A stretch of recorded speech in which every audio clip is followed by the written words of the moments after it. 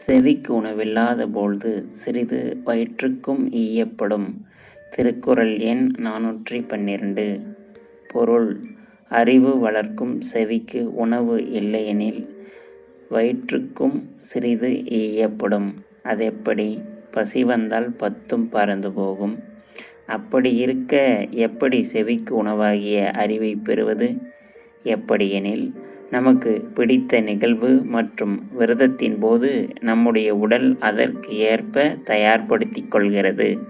வயிறு பசிப்பதில்லை.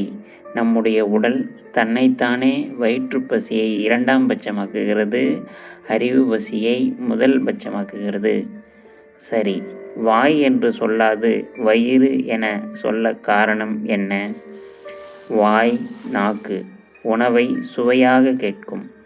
ஆனால் வயிறு பசித்தால் பசி ருசியறியாது உணவை மட்டுமே கேட்கும். செவிக்கு உணவாகிய அறிவு மேன்மையானது, தேவர்களுக்கு ஒப்பானது, ஆத்மாவோடு தொடர்புடையது. அதே சமயம் வயிறு கீழானது, உணவு தொடர்புடையது, சாதாரண மனிதர்களுக்கு உடையது. செவிக்குணவில்லாத பொழுது சிறிது வயிற்றுக்கும் ஈயப்படும் என்றுதான் உள்ளதே தவிர உண்ணப்படும் அல்லது சாப்பிடப்படும் என்று இல்லை. ஏன்? ஈயப்படும் என்றால் என்ன?